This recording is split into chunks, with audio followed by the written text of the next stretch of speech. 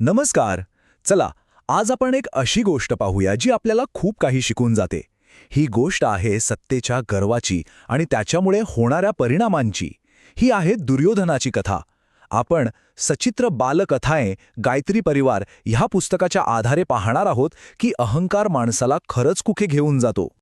बघा, या एकाच वाक्यात या संपूर्ण कथेचं सार आहे. दुर्योधनाचा अहंकार तो काही साधीसुधी सवय नव्हती, नाही. ही तर एक अशी विनाशकारी शक्ती होती जी पुढे जाऊन एका महायुद्धाचं कारण बनली. चला तर मग बघूया हे सगळं कसं घडत गेलं. आता इथे बघा, दोन अगदी वेगळी चित्र दिसतायत आपल्याला. एकीकडे आहे दुर्योधन. महालात सगळं काही आहे, ऐश्वाराम आहे, पण तरीही मनात अशांती, असमाधान.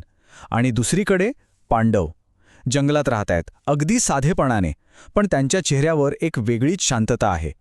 पण मग खरा आनंद होता कुठे? तर इथून पुढे गोष्ट एक वेगळंच वळण घेते. आता आपण पाहणार आहोत की हा अहंकार दुर्योधनाकडून काय काय करून घेतो.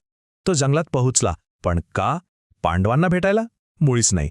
त्याचा उद्देश एकच होता, आपलं वैभव दाखवणं, आपली शक्ती दाखवणं आणि आपल्याच भावांना कमी लेखणं.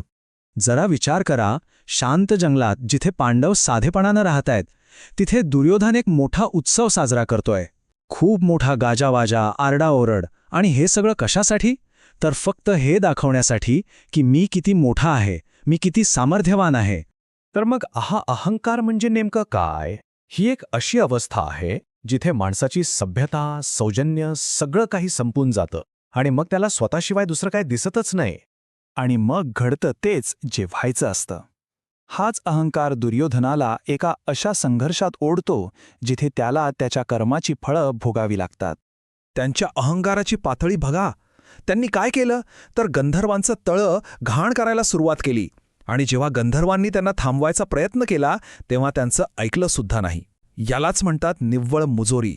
आणि मग काय, गंधर्व राजा प्रचंड चिडला आणि त्याने या सगळ्यांना बंदी बनवलं. इथे दुर्योधनाची सगळी ताकद, सगळी सत्ता, सगळं काही व्यर्थ ठरलं.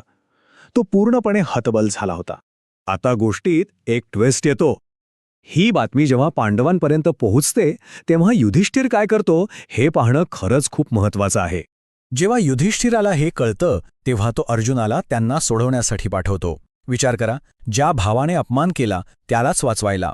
इथेच दुर्योधन आणि युधिष्ठिर यांच्यातला फरक स्पष्ट दिसतो. एका बाजूला द्वेष आणि दुसऱ्या बाजूला कर्तव्य.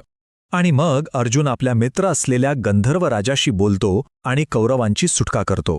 म्हणजे बघा, किती मोठी गोष्ट आहे ही. ज्यांना दुर्योधन त्रास द्यायला आला होता, आज तेच त्याचे प्राण वाचवत होते. खरा मोठेपणा हा सत्तेत नसतो तर चांगल्या वागणुकीत असतो, हेच पांडवांनी दाखवून दिलं. तर मग या सगळ्याचा शेवट काय झाला? दुर्योधनाला कोणता धडा मिळाला? चला, कथेच्या शेवटाकडे वळूया.